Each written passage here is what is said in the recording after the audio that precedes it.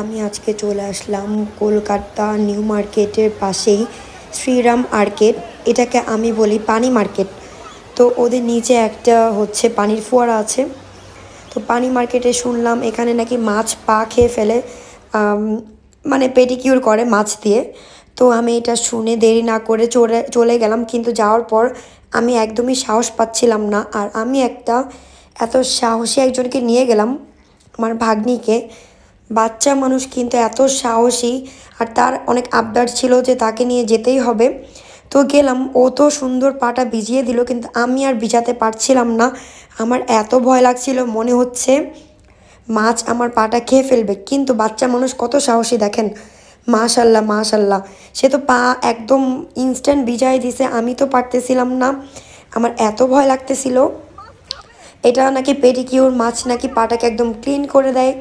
তো expectation versus reality আমি দেখার জন্য আমিও ঝাঁপিয়ে পড়লাম, যদিও আমার 5 মিনিট ওয়েস্ট হয়ে গেছে।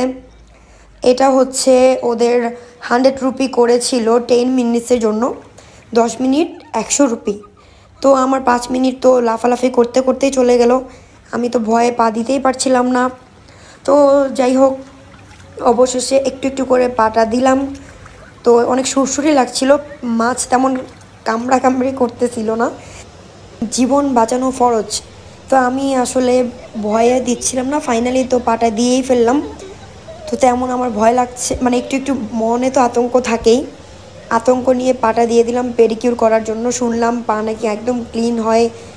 তো তারপর দেখলাম যে ক্লিন তো আসলে হচ্ছেই না, এটা খালি একটা এক্সপিরিয়েন্স। তো 10 মিনিটের জন্য ওরা 100 রুপি করে রাখে, 5 মিনিট তো আমার এমনি চলে গেল। তারপর আমি হেলাতে ধুলাতে পাটা দিয়ে দিলাম, হেলাচ্ছিলাম ধুলাচ্ছিলাম, মনে হচ্ছিল যে আমি পার্কে আসছি, খেলতেছি। মাছ মানে সুরসুরি দিচ্ছিল, যেদিকে পা থাকে সেদিকেই একরাশ মাছ। তো একটু ভয়ও করছিল, মনে তো আতঙ্ক নিয়েই আমি করলাম। আর আমি তো পুরো হেলতেছি দুলতেছিলাম। এটা বেসিক্যালি একটা শপিং মল ছিল। তো শপিং মলের ওদের গ্রাউন্ড ফ্লোরে ওরা একটা স্পেস করেছে জাস্ট মানুষকে অ্যাট্রাক্ট করার জন্য, যে যেখানে মানুষ এসে 100 রুপি করে 10 মিনিটের জন্য পেডিকিউর করবে। তো মানুষকে লোভ দেখানো হচ্ছিল যে 100 রুপি দিয়ে তুমি পেডিকিউর করে ফেলবা। আমি তো শুনলাম কত কত টাকা দিয়ে পেডিকিউর করতে হয়, আর এখানে 100 রুপি এত কম টাকাতে। তো আমিও পেডিকিউর করলাম। আর আমার বাচ্চা মানুষের আবদার তো রাখতেই হয়। তো আমার ভাগ্নি বললো যে চলো আমি যাব। ও তো এক্সাইটেড ছিল অনেক এখানে আসার জন্য, আমাকে অনেক বায়না ধরে এখানে মানে আসতে চাইলো, আমি নিয়ে আসলাম। কারণ বাচ্চা মানুষের আবদার তো রাখতে হবে। যেহেতু আমরাও যখন বাচ্চা ছিলাম, আমাদের প্যারেন্টস অ্যান্ড ফ্যামিলি পার্সন সবাই আমাদের আবদার রেখেছে, তো আমিও ওর আবদারটা রাখার জন্য চলে আসলাম। কিন্তু আমি অনেক আতঙ্কে ছিলাম যে মাছ কামড় টামড় দিবে কিনা। কামড় দেয় না, কিন্তু অনেক সুরসুরি লাগতেছিল। আর ওরা আমাদেরকে যে এক্সপেকটেশনটা দিয়েছিল যে অনেক ক্লিন হবে, আসলে এমন কিছুই না, খালি 10 মিনিটস তুমি পাটা পানির মধ্যে ভিজিয়ে রাখবা, এই আর কি। তো যাই হোক, লাইফে এক্সপিরিয়েন্স তো গ্যাদার করা উচিত। তো আমি এর সাথে একটু এক্সপিরিয়েন্স নিয়ে নিলাম।